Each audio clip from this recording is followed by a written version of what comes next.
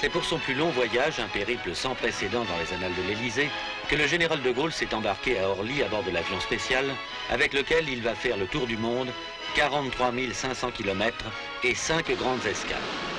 La première à Djibouti. Au centre d'un territoire désertique de 23 000 km², la capitale de la côte des Somalies s'érige en véritable gardienne du débouché de la mer Rouge sur l'océan Indien, et son port prend de ce fait une importance exceptionnelle. Tout ce qui transite d'Orient en Occident par le canal de Suez passe devant ou à Djibouti, en particulier le pétrole. 10 000 bateaux par an, dont 3 000 font effectivement escale dans le port, qui est pour cette raison en cours d'agrandissement. D'où l'intérêt de la Somalie indépendante voisine pour Djibouti, son port et son train qui ravitaille l'Éthiopie.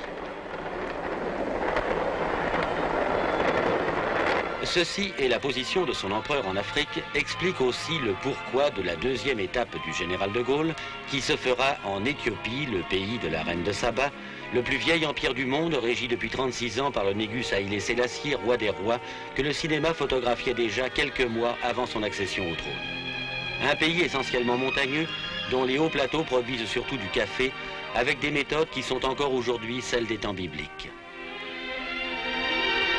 La capitale, Addis Abeba, se trouve à 2400 mètres d'altitude, ce qui l'aurait, selon certaines légendes, préservé du déluge.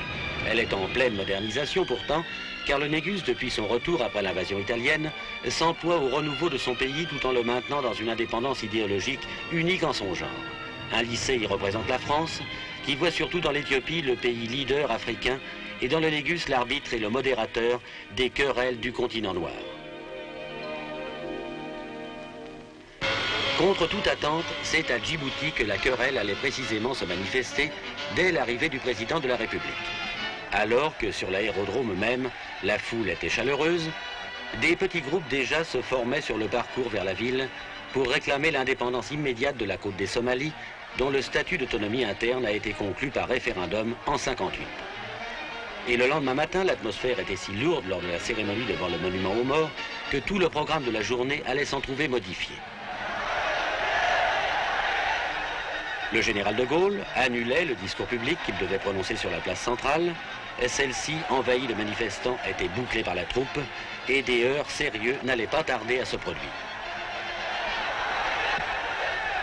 L'origine de ces incidents inattendus n'apparaissait même pas à travers leur déroulement. Rivalité entre Afar et Issar, les deux ethnies principales de la côte des Somalies, mécontentement contre le Conseil du gouvernement ou influence de la Somalie indépendante voisine, chaque motif peut être invoqué, le mouvement n'ayant à aucun moment été dirigé contre la personne même du général de Gaulle, et parmi les quelques dizaines de prisonniers faits au cours des manifestations, plus de 30 n'étaient pas des Somalis français. 4 morts et 70 blessés sont finalement à mettre au bilan de ces journées, dont les conséquences pour Djibouti sont encore imprévisibles. L'atmosphère était toute différente à Addis Abeba. Là, aucune fausse note, le voyage reprenait toute sa sérénité. L'accueil du Négus et de la population éthiopienne au président de la République française, en étant plus que cordial, effaçait l'impression d'une étape qui n'aura probablement été qu'un malentendu destiné à faire oublier les véritables objectifs du voyage.